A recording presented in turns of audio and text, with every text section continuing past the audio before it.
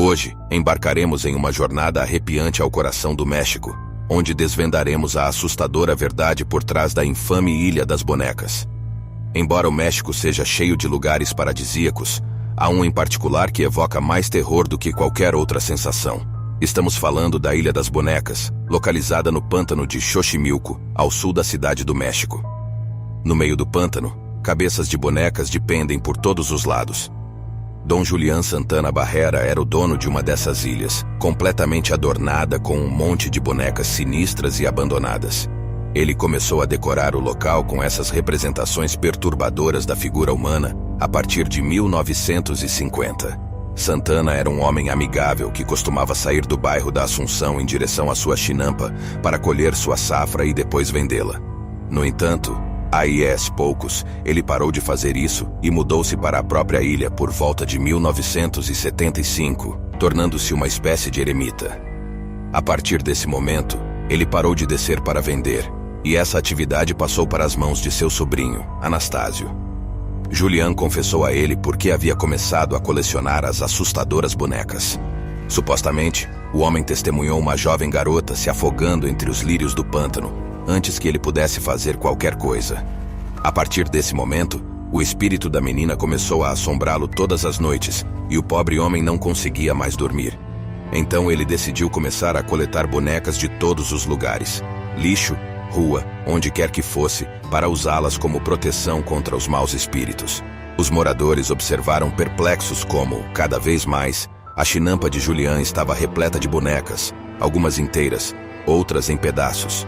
Suas cabeças, membros e corpos começaram a adornar cada centímetro da ilha. O próprio Julián afirmava que algumas das bonecas apareciam ali sozinhas, sem que ninguém as colocasse. De acordo com ele, essas figuras lúgubres lhe faziam companhia, cuidavam dele e ajudavam a obter melhores colheitas.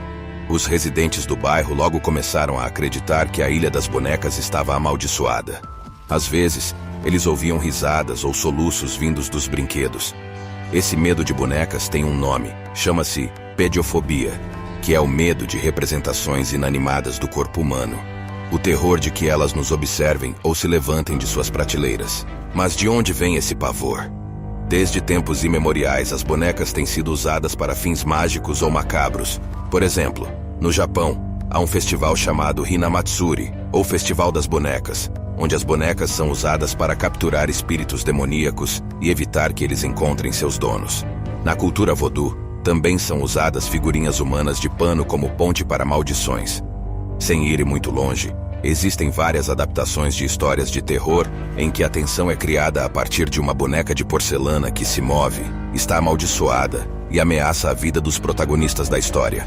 O filme Annabelle, de 2014, e sua prequela Annabelle Creation, do mesmo ano, abordam o tema das bonecas demoníacas. Nos anos 90, a Ilha das Bonecas se tornou um destino turístico, depois que a chinampa foi declarada Patrimônio da Humanidade em 1987. As pessoas começaram a visitar a ilha e até rezar para uma das bonecas favoritas de Julián, La Moneca, pedindo desejos e fazendo oferendas para que eles se realizem. Um dia, Julián Santana e seu sobrinho saíram juntos para pescar, como tantas outras vezes. Mas nesse dia, Julián contou uma nova história. No lago, havia uma sereia linda, mas perigosa, que estava tentando conquistá-lo há algum tempo.